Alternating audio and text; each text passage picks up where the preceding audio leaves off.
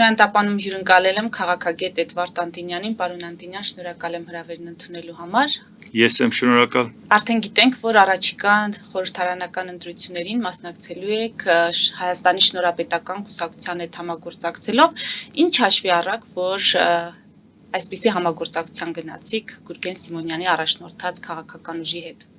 Ունենք երկու տարբերակ, ես կարծում եմ, որ կարելի է դաշինք անել, որոշակի ուժերի հետ համախմբվել, նախապես ասենք այդ ուղղությամբ որոշակի քայլեր արել էի, եւ մյուս տարբերակ, որ Գուրգեն Սիմոնյանը ինքը կուսակցությունով որոշել են միայն մասնակցել, եւ այդ տարբերակում, երբ որ հարց առաջացավ իրար հետ քննարկելու որ տարբերակը ընտրենք, փաստորեն գործնականում ստացվելու էր, որ եթե մենք դաշինքով գնանք, իր հետ չէինք միանալու։ Արդյունքում մենք մրցակցելու ենք իրար հետ։ Իսկ այդ պարագայում խելամիտ չէր լինի, որ ես չընդունեի առաջարկը միանալով, այլ մտածեինք, որ մեկ ուրիշների հետ հավաքվենք եւ գնանք։ Իդեպ դաշինքի հետ կապված հարցերը միայն ասենք ընտրագրավ կամ ուրիշ հարցերը չի, նաեւ վտանգ ուրիշ հարցում էլ կա։ Օրինակ ասենք Գուրգեն Սիմոնյանի կուսակցությունը նորաստեղծ կուսակցություն է, շատ-շատերը միշտ թերահավատորեն են, չէ՞, մոտենում, ասել դե մի 100 կուսակցություն կա, փոխանակ միավորվեն, մյուսն են բացում, բայց երբ որ ուսումնասիրում եք, տեսնում եք, որ ոնց որ մի պակաս տեղ մտան, մարդիկ դրա կարիքը ունեին, ոնց որ որսացին, այդ այլընտրանքը իդեմս իրա տեսան։ Հետո երբ որ իրանք էլ որոշակի ուսումնասիրություն կատարել էին, ես էլ իմ ուսումնասիրությունները կատարեցի եւ շատ-շատերը ինձ ուղղակի ասում էին, որ ավելի լավ է միանաք, միասին լինեք, քան առանձին դաշինք եւ իրար հետ բրցակցեք։ Իսկ այդ պարագայում ես հաշվի առնելով իմ կյանքի փորձն ու տարիքը, ես դինթառաջ քայլ անեի եւ աջակցեի, որպեսի նախ մի ուրիշներին էլ օրինակ ծառայեին, որ երբ որ ասում են մարդիկ ամբիցիայով են առաջնորդվում, երկիրը տես վիճակին, աշխարհը այս վիճակին, ինչ ամբիցիայի մասին է խոսքը։ Արձագանքներ արդեն ունեք։ Դե արձագանքները համենայն դեպս դրական, շատ դրական եւ այսինքն նշանակում է մենք ճիշտ ճանապարհի վրա ենք։ Մենք ձեզ հաջողություն ենք մաղթում, պարոն Անտինյան, անցնենք այլ թեմաների։ Ազատություն ռադիոկայանի տրամադրության տակ է հայտնվել Հայաստանի արտաքին գործերի նախարարի Բրյուսել հասցեագրված նամակը, որով Արարատ Միրզոյանը փետրվարի 13-ին խնդրել է արագ արձագանքման խումբ ուղարկել Երևան։ Նմանատիպ խումբ Եվրամիությունը 20 հոգուց բաղկացած ուղարկել էր անցած տարի Մոլդովա խորհրդարանական ընտրությունների ժամանակ աջակցելու իշխանություններին սոցիալական ցանցերում Ռուսաստանից տարածվող ապատեղեկատվության վաղ հայտնաբերման եւ հակազդման գործում։ Սա ինչպես կմեկնաբանեք։ Նախ այսպես նայենք։ Տպավորություն ստեղծել, թե Նիկոլ Փաշինյանը մեզ արևմուտք է տանում ռուսամետ ուժերը Ռուսաստան, դա այդպես չի։ Նիկոլ Փաշինյանը վաղուց ընդունել է Վլադիմիր Պուտինի կրոնը։ Բայց իրան որպեսի արևմուտքին ասի, դե ես եմ քո գործընկերը, այ ուզում են Հայաստանը տանեն, արի նայի, որ եթե ինչ որ խախտումներ լինի աչք փակի, որ հանկարծ չտանեն Ռուսաստանը։ Այսինքն նույն իշխանությունը կանգնում ասում ենք Ռուսաստանի հետ ոչ խնդիր ունեցել ենք, ոչ ունենք, ոչ էլ կունենանք։ Ռուսաստանի հետ ծավալներ չենք վերանայել, Ռուսաստանի հետ բոլոր հարցերում հաշվի են նստում։ Անգամ երկաթգիծը, որ հասկանում են ինչ խայտառակ վիճակի է, ասում խնդրենք Ռուսաստանին, որ ինքը կոնցեսիոն պայմանագիրը վաճառի, այն էլ վաճառի պետության, որ երկուսից համար էլ ընդունելի լինի, թե ինչի պիտի մտածես նրա համար ընդունելի է, թե չէ։ Այսինքն բոլորը հասկանում են, որ ստեղ իշխանությունը Ռուսաստանից չի փոխվելու։ Առավելևս երբ որ ասում է Եվրամիություն գնալու համար, դե կտեսնենք, երբ որ հասնենք ճամփաբաժանին, նոր կգնանք։ Այդ իսկ պատճառով, որպեսզի Եվրամիությունը նաև իր արժեքային համակարգը խայտառակ չանի, որ ստիպված լինի Նիկոլ Փաշինյանի 1000 ու մի արկածախնդրություններն արդարացնի մենակ թե երկիրը չտանեն Ռուսաստան, մենք ասում ենք, որ այլընտրանքային ուժը, որը որ հստակ ծրագրով մտնում է եւ ասում է, որ եթե մենք կստանանք մեծամասնություն, ես ինիկատ ունեմ Հայաստանի Շնորհապետական կուսակցությունը եւ նրա ղեկավար Գուրգեն Սիմոնյանը, ես էլ որ այդ ցուցակով մասնակցել եմ ընտրության։ Եթե կունենանք մեծամասնություն, մենք հայտ կներկայացնենք անդամակցություն Եվրամիությանը։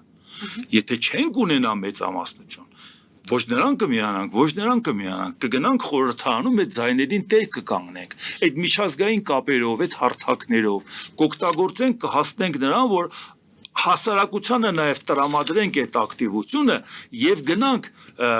հավաքենք ստորագրություններ, որ նաև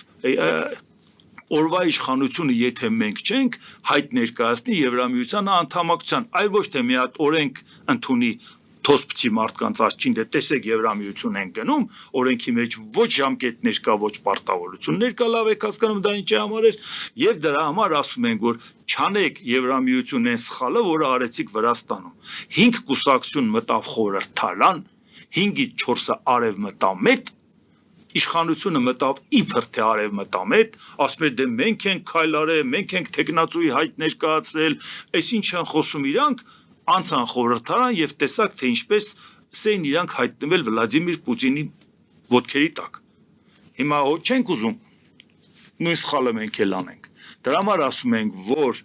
իշխանությանը ինչ որ ձևով օգնել մենակ չտանեն, դուք խորը թյուրիմացության մեջ եք, որովհետեւ հենց իշխանությանը օգնեցիք, իշխանությունն է Հայաստանը տանելու Պուտինի ոտքերի տակ։ Այդ մենք թույլ չենք տալուս ամեր երկիրն է, դա ենք փորձում անենք։ Պարոն Անտինյան, դուք ասում եք Փաշինյանը Ռուսաստանից Հայաստանը պոկող չէ, իսկ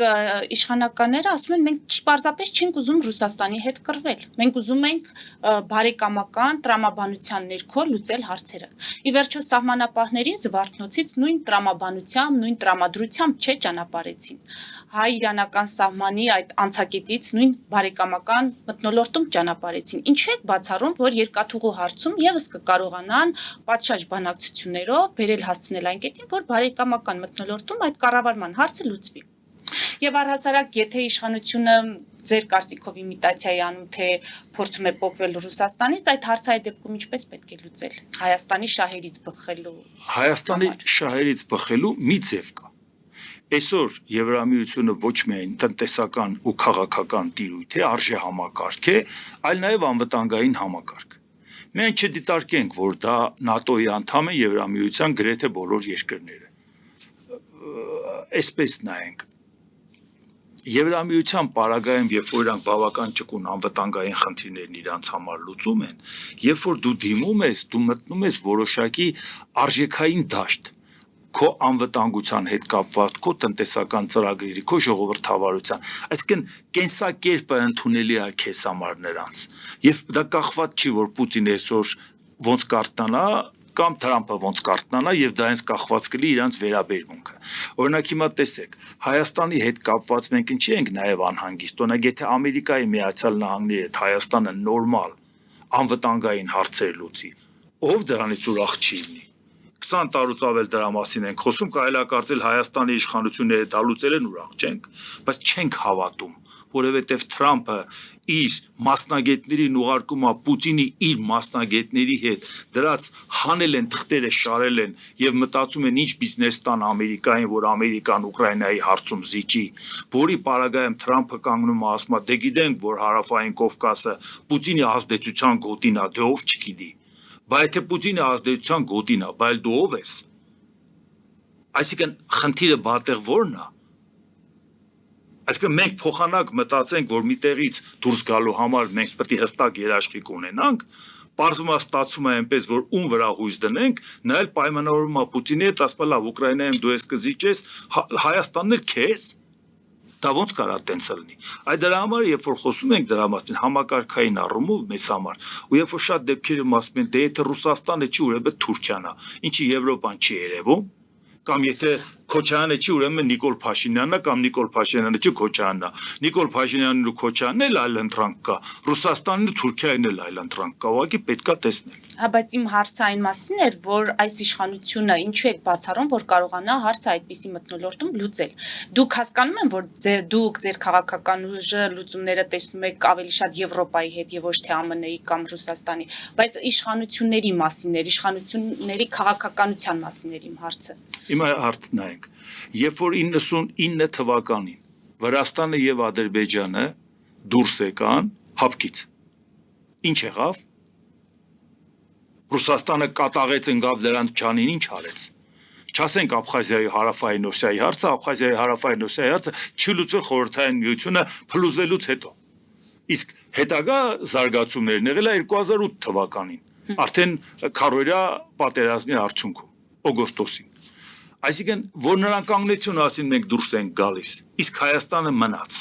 Ինչ շահեցինք մենք դրանից կամ ինչ կորցրեցին նրանք։ Որ նրանք կանգնեցին երկուսն էլ ռուսական բազան ասին վերցրու ռադդ քաշի ստեղից, ինչ կորցրեցին իրանք։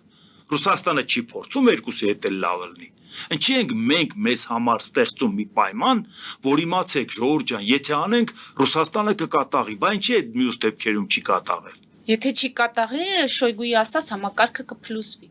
Որ համակարգը Երկաթուղային համակարգը, եթե կոնկրետ երկաթուղու մասին ենք խոսում։ Նրա վերջին հայտարարությունը այդ մասն էր, որ եթե որոշում կայացվի կառավարումը փոխանցել թեկուզ երրորդ կողմի, դա նշանակում է համակարգի փլուզում մեկ գիշերում։ Լավ, հիմա այսպես նայենք։ Հայաստանը Նիկոլ Փաշինյանը կանգնում է, ասում է Վլադիմիր Վլադիմիրիչ ջան, քո պատճառով նորմալ չենք կարող համագործակցենք, չէ՞։ Նա էլ ասում է, գիտես, ես պետք է տեղ օրինակի համար ներկայացված լինեմ։ Ասում է դու որ ներկայացած ես, այդ ճանապարհը չի աշխատի։ Ինչն է ներկայացված։ Չաշխատողի ներկայացվածը ո՞րն է։ Ինչի է Հայաստանն ասում երրորդ երկրին վաճառենք։ Կոնցեսիան Ռուսաստանը վաճառի։ Թող կանգնի ասի, հետ են վերջ։ Համայն հայություն խնդրում ենք ձեզ օգնեք։ Այս կոնցեսիոն պայմանագիրը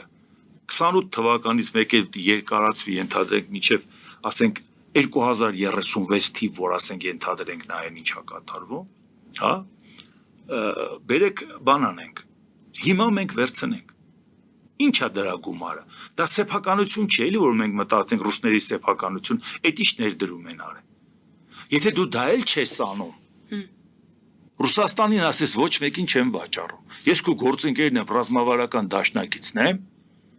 Ես քեզ ասում եմ, ես քեզանից առնում եմ մի բան, որը ես եմ քեզ տվել։ Եվ դիմում եմ համայն հայությանն, ասում եմ օգնեք ինձ։ Եթե համայն հայությունը հարցի լրջությունը չհասկանա, չօգնի, կարող ենք հասկանալ։ Ասենք դե մի մարդը փորձեց չստացվեց, բայց ինչի ես առաջարկում երրորդ կողմին։ Ինչի՞ չես դու ինքդ վերցնում, եթե դա քեզ համար այդքան ռազմավարական նշանակություն ունի։ Չկա այդ գումարը։ Այսինքն ինչ իմաստ ուներ, որ դու մտածեիր հեծը վերցնես մասնավորից ու այդ բեռը վերցնես Հայաստանի վրա։ Հետո մտածես ի վիճակի ենք առնել, թե եթե ի վիճակի չենք առնել, հանրային գերակաշահ ճանաչենք, բայց ու դատի տան, վերջի այդ փողերը պիտի տանք, եթե չէ, նոր որոշենք մեկի վրա, վաճառենք։ Այն դեպքում, երբ որ Ռուսաստանի իշխանությանը պետք է ասես, ես սա վերցնում եմ, մենք իսեք ու ռազմավարական դաշնակիցն եմ։ Հասկացի, եթե դա չենք անում, մենք խնդիր ենք ունենալու։ Այդ խնդրից դու էլ ես օգտվելու, այդ տրիպից, մյուսից։ Տուր այդ երկաթգիծը վերցնեմ, շարունակենք իր այդ որպես գործընկեր հարաբերվենք։ Պրոբլեմը ո՞րն է։ Ասվել է դա, չի ասվել։ Դրա համար չենք հավատում, էլի։ Շատ լավ, պարոն Անտինյան, դուք թեև գիտեմ ձեր գնահատականը անլուրջ եք համարում այդ խաղաղության խորհուրդը, բայց առաջին նիստը կայացավ այնուամենայնիվ եւ այնտեղ Թրամփը էլի հատուկ անդրադարձ արեց Հայաստանի եւ Ադրբեջանի միջև հաստատված խաղաղությանը, ավելին հայտարարեց, որ Փաշինյանն ու Ալիևը ընկերներ են այլևս։ Ինչ տպավորություն ունեք այդ նիստի հետ կապված։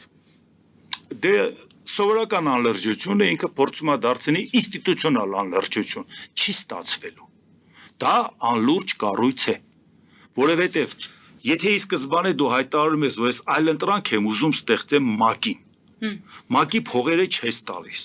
որպեսզի փողով նրան ճնշես եւ ֆունկցիաները վերցնես։ 193 երկրից 60-ին ես հրավիրում, հասկանալով, որ մյուսները չեն գա։ 60-ին հրավիրում ես 20 նահազիվ արձագանքում։ Ու դրանից հետո դու այլընտրանք ալնելու ՄԱԿ-ին պարզավոր չէ։ ՄԱԿ-ը որպես միջազգային կառույց որոշում է, որ ասում է ՄԱԿ-ի գլխավոր քարտուղարը չի կարող լինել ՄԱԿ-ի անվտանգության խորհրդի մշտական անդամ որևէ երկրի քաղաքացի։ Որպեսի հանկարծ ՄԱԿ-ի լծակները չօգտագործի, ենթադրենք Ռուսաստանը, Չինաստանը, Մեծ Բրիտանիան, Ֆրանսիան, Ամերիկայի Միացյալ Նահանգները չեն կարող ՄԱԿ-ի գլխավոր քարտուղար ունենալ։ Դա ինչու համար է արվում, որ այդ միջազգային կառույցի կշիռը մեծացնես, որ մեր նպատակը չի մեկի տակը մտցնենք։ Բայց երբ որ ինքը ստեղծում է խաղաղության խորհուրդ ու ասում է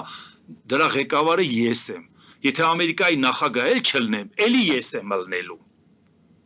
Ոչ թե ի պաշտոնե Ամերիկայի նախագահն է նախագահ։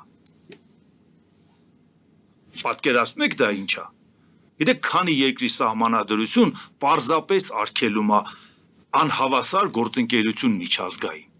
Դուք պատկերացնում եք, այսինքն միանում ես մի կառույցի, որի ղեկավարը Ամերիկայի նախագահ Դոնալդ Տրամփն է։ Էկուցել ասում է, եթե ես նախագահ էլ չլնեմ, էլի ես եմ ելնելու։ Տոսկի նախագահ ես 20 երկիր հազիվ լայաղարավ հետդ մասնակցի, որ դու նախագահ չլես, այդ 20-ն էլ չեն ելնելու։ Ու վատը նա է, որ մեր մոտ ասում են, տեսակ Նիկոլ Փաշինյանը գնաց, ոնց Դոնալդ Տրամփը տենց լավ խոսեց, էս արեց, այն արեց եւ այլ եւ այլ։ Հետո երբ որ բացատրում ենք, որ անլրջության լավը որն է, ասում են, դե ճարն ինչ էր։ Այսինքն մեր քաղաքականությունը այսպես է, դե ճարն ինչ էր։ Տրամփի մոտ դե ճարն ինչ էր, Պուտինի մոտ դե ճարն ինչ էր։ Ալիևը դե ճարն ինչ էր։ Դե Ժորժյան, եթե սա է ձեր քաղաքականությունը, որ բոլորին ասենք դե ճարն ինչ էր, այտենց քաղաքականություն չեն վարում։ Դա ոչ թե բալանսավորված է։ Բոլորին հասողները կոնկրետ փողոց կա, այնտեղ կանգնում են եւ ոչ մեկին չեն մերժում։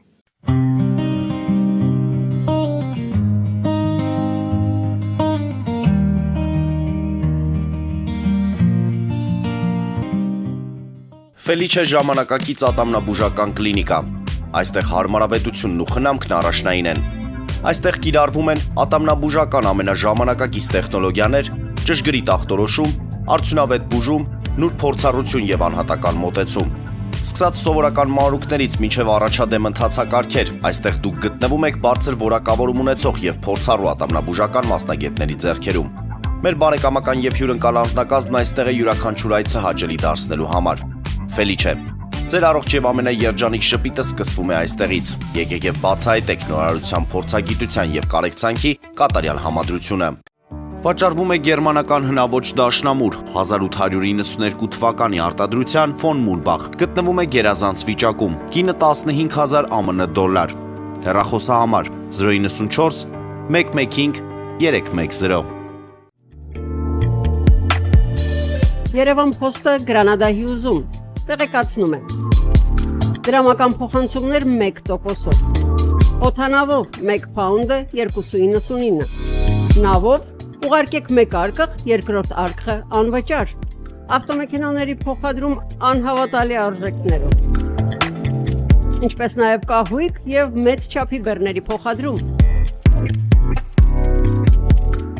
Ջակփաթ հագուստի խանութը երկրորդ մասնաճյուղն է բացել Գլենդելի սրտում, որտեղ կարող եք ձեռք բերել եվրոպական եւ ամերիկյան ընտիր հագուստեղեն, կոշկեղեն, աքսեսուարներ, պայուսակներ ամենահարմար արժեքներով։ Նաև կարող եք ցանկացած ապրանք պատվիրել եւ ձեռք բերել կարճ ժամանակում։ Ջակփաթի Գլենդելի հասցեն է 1135 North Pacific Avenue, հեռախոս 818 813 2252։ Ջակփաթ հագուստի լավագույն կենտրոնը Գլենդելում։ 60-ից ավելի ճանաչված եվրոպական բրենդների ինքնատիպ, չկրկնվող եւ մատչելի ընտրանին Fortuna Home and Country House խանութ սրահում։ Նորավոճ սպասք եւ կահույք հորեկա բնագավառի համար, տեքստիլ տնտեսական ապրանքներ, ամեն ինչ գեղեցիկ կյանքի համար։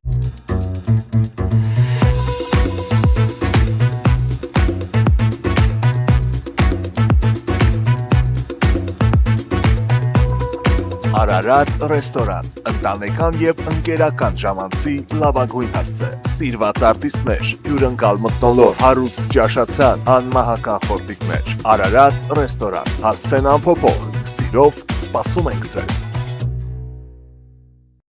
Լավագույն պաղպաղակ, բնական, համեղ եւ մատչելի գներով պաղպաղակը կարող եք ձեռք բերել բոլոր հայկական խանութներում։ Պահանջեք հայկական պաղպաղակ, Թամարա պաղպաղակ։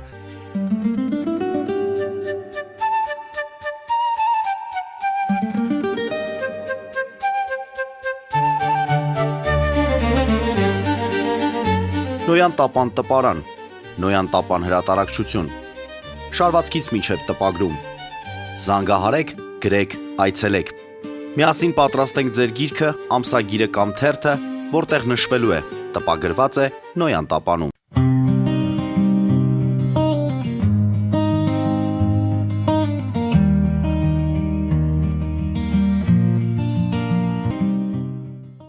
Անտինյան, այդ դեպքում Վենսի այցի հետ կապված ինչ կարող եք ասել։ Վենսը իր այցի արդյունքը որը եղավ Ռուսաստանից փոխվել չպատրաստվող Հայաստանի հետ կոնկրետ համագործակցության առումով։ Վեսի արդյունքը ինչ էր, որ գար Հայաստանի հետ ասեր, եկեք մոդուլային ատոմակայանի մի հատ փաստաթուղթ ստորագրենք, որի հետ կապված ինքը ասեր, մենք ցանկանում ենք աշխատել Նիկոլ Փաշինյանի հետ։ Իրան դեռ բավարարում էր։ Այդ կարգի փաստաթուղթ ստորագրել են տասնյակ երկրների հետ ու դրել են դարակում, որովհետև իրանք դեռ չունեն աշխատող մոդուլային էլեկտրոկայան, իրանք պետքա հայտերը հավաքել, դեռ ապրանքը չկա։ Հայտերը հավաքելու համար կգար Հայաստան եւ Ադրբեջան։ Բայց ի՞նչ խնդրեմ ունի ինքը։ Ինքը եկել է ենթադրենք թրիփի հետ կապված բան խոսի ինչ որ բան։ Դուք չտեսաք թե ինչ ծավալի համագործակցության փաստաթուղթ ստորագրեց Ադրբեջանի հետ։ Մեր հետ ինչ ստորագրեց։ Դրանք համեմատելի է։ Եվ բացի դրանից, եթե դուք կանգնում ասում ես, որ այս մոդուլային ատոմային էլեկտրոկայանը մենք դեռ չունենք, բայց գնորդը կա, ապրանքը չկա։ Մի հատ չենք ուզում տեսնենք դա ինչ է։ Ու երբ որ սկսեցինք բացատրել, որ ժողովուրդ ջան, դուք ինչի վրա եք սենց ոգևորվել։ Դուք տեսել եք դրա աշխատանքը, գիտեք դրա ինքնարժեքը, կամ մի ուրիշ մոդուլայինների հետ համեմատած, դուք արդեն գիվ որակ հարաբերակցությունը ճշտել եք, այդ ինչ եք ոգևորվել։ Դուք ինչ գիտեք, այդ 5 միլիարդը շատ է, թե քիչ է, հաջորդ 4 միլիարդն է շատ է, թե քիչ է։ Մի հարցակվել է ինձ վրա, ոնց, այս քննադատում եք բան, հետո կամած իշխանությունը հասկանալով, որ դրատակից չի կարողանում դուրս գա, այդ էֆեկտը չի ստացում, սկսեցին բացատրել, բայց ձեզ ով է ասել, որ մենք Ամերիկայի հետ պայմանագիր ենք կնքել, որ իրանք կառուցեն։ Մենք չենք շտապում, մենք ուղղակի տարբերակներ քննարկում ենք, բայց դա երբ ասեցիք։ Երբ որ բացատրում էինք, դրանից մի քանի օր հետո, երբ որ հասկացաք, որ ձեր պրյոմը չանցավ, որ գիտակից խելացի մարդիկ հասկանում են, ասում են, ոնց ես դու ապրանք վաճառում, եթե այդ ապրանքը գոյություն չունի, դու հայտը հավաքում ես, ապրանքը չկա։ Սա էր։ Իսկ դրա համար իսկ ինչի պետքա Ամերիկան չպաշտպանի Նիկոլ Փաշինյանին, որը համաձայնվել է դրա, ինչի ատոմակայանը դες խաղուպար է։ Ասում են մոդուլայինը եթե վթարի ենթարկվի, վնասը փոքր կլինի, բայց եթե վթարի ենթարկվի, այսինքն եթե փոքր վնաս եղավ, մեր տան կողմերն այնց վնասեց, ձեզ չվնասեց։ Դուք պետք է ուրախ լինեք, հա, որ մոդուլային ատոմակայան, բայց դու փորձարկում չես արել, դու չգիտես, դու դրա հարցը ոնց ես անելու։ Այսինքն այդ հարցում մենք Ռուսաստանից այն կողմ չնայենք։ Բայց հարցը ոչ թե Ռուսաստանից այն կողմ չնայենք, ինչի ուրիշ երկրներ առաջարկ չունեն, որ գործնական ունեն, որ աշխատում է, գներն ավելի հարմար։ Եթե դու ուզում ես դիվերսիֆիկացիա, Նիկոլ Փաշինյանն ասում է, բերեք, ատոմակայանը 10 տարով երկարացնենք, մի 10 տարով էլ երկարացնենք, ռուսների հետ։ Բայց այդ ընթացքում մոդուլայինի հետ մի հատ թուղթ ստորագրենք Ամերիկայից, որը գիտենք, որ դա չի ելնելու,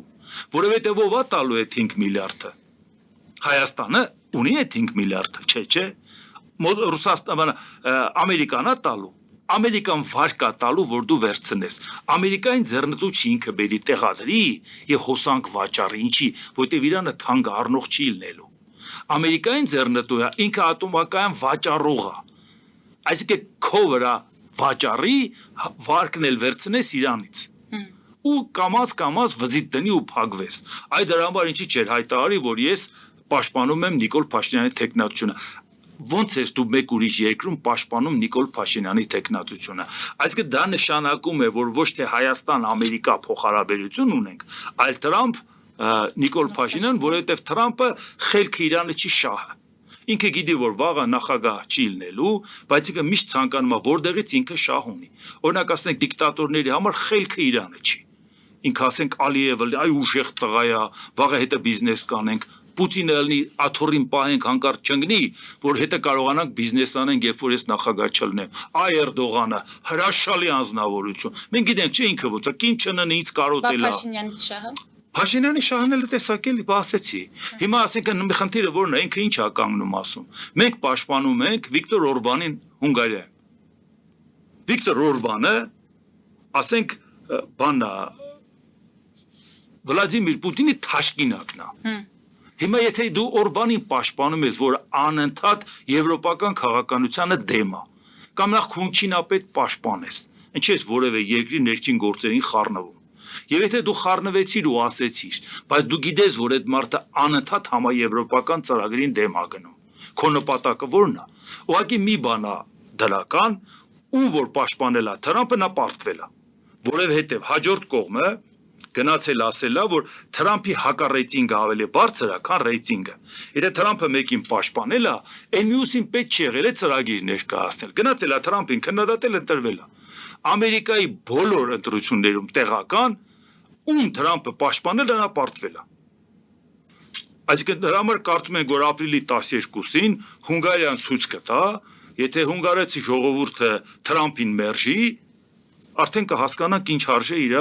պաշտպանության գինը։ Պարոն Անտինյան, թոշակները ապրիլի 1-ից բարձրանալու են մինչև 10,000 դրամով, իշխանության ներկայացուցիչներից Ռուբեն Ռուբինյանի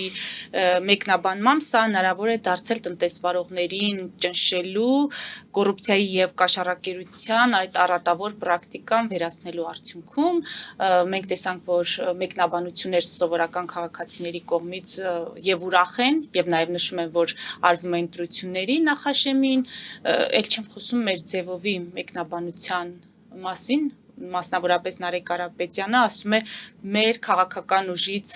վախեցան եւ խոճապահար բարձրացրեցին թոշակները։ Հիմա նախընտրական այս տրամաբանության մեջ են, եթե արվում նաեւ ԱՄՆ-ի հետ այդ գործողությունները, հանրությունը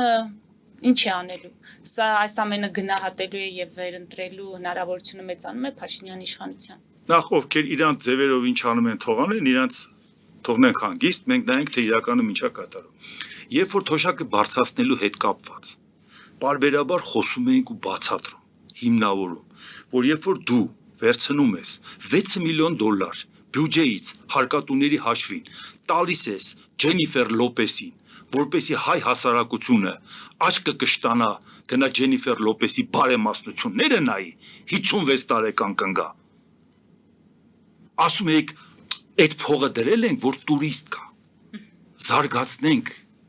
այսինքն փողը դրել ես, որ մի հատ թանկարժեք հյուրանոցի տերը վերցնի այդ փողը, դրանով Հայաստանի տուրիզմն է զարգացնում, հա, բոլոր իրանց կոտորում են, կան թանկարժեք հյուրանոցում, հաց ուտեն ու հյուրանոցում մնան։ Բացատրում էինք, որ հարգելիս, եթե դու ուզում ես ներդրում անես, որը երկրի տնտեսությանը օգնելու է, երբ որ դու թոշակառուի թոշակը բարձրացնում ես, նա կազինո չի գնում։ Նա այդ փողերը ծախսում է Հայաստանում։ Դրանով դու ձևավորում ես գնողունակ պահանջարկ, նա գնում է առնում է քու երկրի ապրանքը, եւ այդ ապրանքը նաեւ շարժիչ ուժ է դառնում քու տնտեսության համար։ Այսինքն այդ փողը հաստատ քու երկրում է ծախսվում եւ այդ փողը հաստատ քո տնտեսությունը զարգացնում է։ Այսինքն դա կորած փող չի, որը տալիս ես։ Դա էինք բացատրում, բայց իրանք ինչ էին ասում։ 10,000 դրամ որ թոշակառուին տանք, ինչ անելու։ Այս վերջերս չէին ասում։ Պարզվում է, արդեն իրանք հարցում են անցկացրել, մի քանի 100,000 թոշակառուներից իմացել են, որ այլևս թոշակառուները գիտեն այդ 10,000 դրամը ինչ են անելու։ Եվ դրա համար արդեն տվել են։ Եվ մյուսը, ես մասնագիտությամբ տնտեսագետ եմ, այն իշխանությունը, որը մի քանի օր առաջ պես բացատրում էր, որ չեք հասկանում, որ այդ փողը չկա։ Եվ մի քանի օր հետո այդ փողը հայտնվում է, բայց այդ իշխանությունը մեզ 99 տարվա ծրագիր ոնց է ներկայացնում։ Դա ավելի անլուրջ իշխանություն, որը օթից փողը հայտնաբերել ընդամենը մի քանի օրվա ընթացքում, հնարավոր չի տեսնել, թե չէ թոշակը իհարկե պետք է բարձրանա, բայց թոշակը երբ որ բարձրանում է ու դրա տակ հիմնավորում չկա, հասկանում ես, որ դա ընտրության հետ է կապված։ Ու վաղը դու դրա տակից դուրս գալու համար պետք է կանգնես, ոնց որ ազգային ժողովի ամբիոնից ասեց, բայց այդքան միլիարդով ավելացրել ենք արտաքին պարտքը, այդպես շատ շտապ պետք է զենք առնել։ Այդ դրա համար շատ արագ առել ենք, փողերը դրել ենք, հետո էս ենք արել, ներկայացնում էր այդ ծախսերը, որով որ իրանք պետք է անեին, բայց ես մտածում եմ, ասում լավ, падգամավորներ են այդտեղ նստած, չեն ասում, ոնց կարող է պատահի դու գաս կանգնես ամբիոնի մոտ եւ սյուրպրիզ անես մեզ, ասես 8 միլիարդի ապրանք են կառել, կապ չունի զենք թե ինչ, բայց այդ անտերը պետք է այդ բյուջեում չերևար, բայց այդ բյուջեի հետ կապված այդ падգամավորները չեն քվեարկե, ոնց է նրանց համար անհայտ այդ փողը ինչի վրա է ծախսվե։ Չէ որ այդ փողը եթե դու նույնիսկ վարկել վերցրածելնես, դա պետք է գա քո բյուջեով պտտվի, չի կարող падգամավորը դրա մասին չիմանա։ Մեկի ծպտունը դուրս չեկավ։ Ասում են գնանք ցույց տանք զենքը մի ցույց տա, փողը ցույց տու, ոնց է ծախսե, որ падգամավորը իմացել ազգային ժողովի դահլիճում նստած այնպես, ինչպես ես մեր տանը նստած։ Բայց ինչ եք գնացել ազգային ժողով, կներեք արտահայտությունը, որ վեր ընկել։ Դա նշանակում է բոլորդ մի թիմ եք։ Հիմա սա տեսնում է հանրությունը։ Ժողովուրդը սա կտեսնի, թե կգնահատի այս պահին 10,000 դրամ բարձրացող թոշակը։ Այդ դեպքում ես ուզում եմ հասկանամ, դրա տակից ոնց ես դուրս գալու, հունիսից հետո եթե դու ես ըլնելու։ Էլի կանգնելու ես հարկերը բարձրացնես։ Էլի կանգնելու ես, այսինքն խնդիրը նա է, որ եթե դու թոշակառուի մասին մտածող ըլնեիր, այդ ճաճանչափալ հիմնավորումները չէիր բերի, որ դուք հասկանում եք ինչ թվերի մասին եք խոսում թոշակը բարձրացնելու։ Այսինքն դուք ուզում եք ասեք, որ 1 ամսվա ընթացքում հարկային այնպիսի վարչարություն իրանք կիրառեցին, որ տեսան, որ հնարավոր է 10,000 դրամով բարձրացնել բոլոր թոշակառուների թոշակը կամ մեկին է մի քիչ ավել, մեկը մի քիչ պակաս։ Դուք հասկանում եք, որ դրա տակ հաշվարկ չկա։ Դրատակ ընդամենը մի բան կա, արժևում ընտրություն է, բայց դա է անհանգստացնում, որ այս մտածելակերպի կառավարությունը դա խայտառակություն է ու չարիք է, թե չէ բա որ աղջենք մեր թոշակառուների համար, բա քթից եք բերելու այդ թոշակառուի, բա որ գույքահարկ եք բարձրացնում, մարդիկ ասում են շատ լավ, գույքահարկը բարձրացնում ես, շուկայական գնին համահունչ բարձրացրել եմ գույքի հարկը, ասում ենք շատ լավ, ինչքան որ դու շուկայական գնով հաշվել ես, դա նշանակում է այդ ապրանքը շուկայում հնարավոր է վաճառել։ Հիմա ես այդ ապրանքը տալիս եմ քեզ, վաճառի 5% էլ քեզ որպես դալալ։ Տալիս եմ դալալ Փաշինյան, վերցրու 5%-ը իմ գույքը վաճառի։ Կարողանալով վաճառի, ասում հնարավոր չի, բա որ հնարավոր չէ, գիտ որտեղից ես գտե։ Ինչ գործակցով ես դու հաշվել ապրանքի շուկայական գինը, որից դու այդքան բարձրացնում ես գույքահարկ։ Շատ լավ, պարոն Անտինյան, ամփոփելով մեր հարցազրույցը, այնուամենայնիվ անդրադառնանք ԱՄՆ-Իրան հարաբերություններին կամ չգիտեմ այդ հնարավորությանը պատերազմի, Թրամփ հայտարարել է, որ ոչ մի կերպ թույլ չեն տալու ահաբեկչության գլխավոր հովանավոր Իրանին ունենալ միջուկային զենք։ ԱՄՆ-Իրան լարվածությունը երևի շատ ավելի լարված է մեզ համար, քան ԱՄՆ-ի ու Իրանի։ Որտեղ եթե ուրեկիրը չեն վերանա, չեն կործանվի։ Չեմ ասում մենք կկործանվենք, կվերանանք, բայց վտանգը չափազանց մեծ է։ Այո, Ամերիկայի Միացյալ Նահանգները գայթակղությունը Իրանին հարվածել, բայց ուրիշ խնդիրներ կա։ Իրանք հարվածեցին Իրանի, շատ ծանր հարվածներ հասցրեցին։ Շատ ակնհայտ է։ Բայց իրանք նույնիսկ չէին սպասում Իրանի պատասխան հարվածներին, որ երկաթյա գմբեթը այդքան էլ երկաթյա չէր, ինչքան իրանք կարծում էին Իսրայելի։ Եվ հետո չմոռանանք Իսրայելը չես համեմատի Իրանի հետ։ Իրանը 1,680,000 քառակուսի կիլոմետրանոց տարածք է, Իսրայել օկուպացված տարածքներով 22,000։ Իսրայելին ցանկացած հարվածը կործանարար հարված է։ Իսկ նրանք այդ ինտենսիվությունը, որը Իրանը բաց էր թողում, իրանք չէին կարող դեմը առնեին։ Նույնիսկ Ամերիկան չէր կարողանում։ Ինչպես տեսակ, շատ ծանր հարվածներ հասա։ Ամերիկան տեսնելով դա, ինքը ուղղակի զսպեց կոնկրետ շատ լուրջ հարվածներ հասցնել, բայց հասկանում է, կարող է այդ հարվածները հիմա հասցնի ու չտապալի կառավարությունը Իրանում։ Բա որ չտապալեց, հիմա Իսրայելը շտապում է, որովհետև հիմա Դոնալդ Տրամփը միշտ ասենք երազում էր, չէ, ասում է, ես այնքան բան եմ արել Իսրայելի համար, որ ես ոնց որ ելնեմ Իսրայելի վարչապետը։ Չէ, դու այնքան բան ես արել Իսրայելի համար, ոնց որ Իսրայելի վարչապետը ելի Ամերիկայի նախագահը։ Հանկարծ քեզ Իսրայելի վարչապետի տեղ չդնես, որովհետև մենք գիտենք Իսրայելը քեզ ինչ թելադրում է, դու դա ես անում։ Տնից էլ մի քիչ էլ խեղդում են, փեսա ամեսադե գիտենք էլ ինտեղ հրական ցակում ունեցող իրենց ընտանիքի անդամների հետ կապված։ Այսինքն էս է խնդիրը։ Եվ հիմա Իսրայելն ասում է ժամանակը հիվնաս մեզ է։ Եթե հիմա Թրամփը չի խփում, բա որ Իրանը հանկարծ գաղտնի ձևով շարունակի ուրանը հարստացնել, առավելևս հիմա էլ ՄԱԳԱՏＥ-ի հետ կարող է չհամագործակցի։ Եվ մեկ էլ բա որ բալիստիկ հրթիռներն ավելացնի, վաղն էլ Թրամփը գնաց, բա ինչ ենք անելու։ Բայց այսօր էլ Իսրայելը վախենում է հարվածից։ Ասում է, եթե հարվածելուց իշխանությունը չտապալենք, Ամերիկամետ մարդ չդնենք, պատասխան հարված կարող է ստանանք։ Էնպես չի, որ միանշանակ իրանք կողմնորոշում են։ Ու մեկ էլ Ամերիկայի նախագահն ինչի է խառնվել, այս պրոբլեմը, որ բերելա կուտակել է այդքան ավիակիր Ջերալդ Ֆորդն էլ բերեց, որ ասի իմացեք, հա խփելու եմ։ Այն ծավալի, որ տեղափոխել է, դա խփելու չափի է տեղափոխած։ Բայց ինքը մտածում է խփեմ պատասխան ստանամ, կոնգրեսը կարող է ասի, բայց ինչի մտար դրա մեջ։ Դու առանց մեզ չէիր կարող պատերազմ սկսել։ Դու հատուկ ռազմական գործողության ծավալի չես դու տեղավորել քո այդ ամբողջ տեխնիկան։ Այսինքն եթե դու պատերազմի ծավալի ես տեղավորել, դու չես կարող առանց կոնգրեսի անես, որտեղ վաղը Իրանը պատասխան հարված հասցրեց, ամերիկացի զոհվեց որևէ բազայում, կոնգրեսը խնդիր է դնելու իր առաջ։ Տեղից էլ ասենք անընդհատ մեղադրում են Դոնալդ Տրամփին, որ ասում են դու ասենք շատ ես փորձում օրենքը խախտես։ Նույնը մենք տեսանք Գերագույն դատարանը ինչ որոշեց մաքսատուրքերի հետ կապված, որ ասում են որ դա խայտարակություն է, ինչ ես դա անում։ Այսինքն այնպես չի որ նոր ենք դրա մասին խոսում։ Այսինքն տեղից էլ ինքը շատ է, ասենքն չափերն անցել իշխանությունը գերազանցելու եւ հաշվի առնելով որ նոյեմբերի 3-ին ստորին պալատի ընտրությունն է եւ Սենատի 1/3 ռոտացիայի ընտրություններն է նանցը 6 տարին մեկ է այսինքն կարող է ինքը մեծամասնություն կորցնի հիմա ինքը այսպես է մտածում Ուկրաինային ճնշեմ խաղաղություն լի խաղաղությունը վաճառեմ ժողովրդի վրա Իրանին խփեմ թե պայմանագիր կնքեմ դա վաճառեմ ժողովրդի վրա բայց ոչ Իրանը, ոչ Ուկրաինան դու չես կարող քո ընտրողի վրա վաճառես, որովհետև ընտրողը դրանով չի ընտրում։ Երկրի քաղաքացին նայում հարկերի վիճակ մյուս հազարով մի հարց։ Երբ է ինքը ընտրում աշխարհաքաղաքական ընտրության ժամանակ, երբ որ տեսնում է, որ իր պետությունը շատ լուրջ առաքելություն աստանցն է, իր պետությունը գնացել է կռիվա տվե հարցալուծում, ինքը պետք է թիկուն կանգնի իր պետությանը, պետության արտաքին քաղաքական կողմնորոշման վրա նա ընտրություն է կատարում, բայց դու այդպիսի աշխարհաքաղաքական բան որ անես, պետք է Ռուսաստանին պարտության մատնես, ոչ թե Ուկրաինային։ Այսինքն, այդպիսի աշխարհաքաղաքական բան որ անես, այնց չպետք է անես, որ դառնաս Իսրայելի գերին։ Դու պետք է կարողանաս Իսրայելին աջակցես, բայց ոչ թե Իսրայելի քաղաքականությունը վարես։ Եթե Ամերիկայի դեսպանը Իսրայելում կանգնում ասում է, քո թշնամին մեր թշնամին է,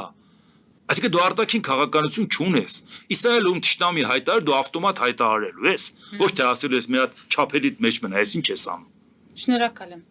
Մեզ դիտողներին հիշեցնեմ, որ զրուցում էի քաղաքագետ Էդվարդ Անտինյանի հետ, մեր ուղիղ եթերները կարող եք դիտել Patreon-ում, նաև այդ հարթակում աջակցել մեզ էկրանի երևացող QR կոդով։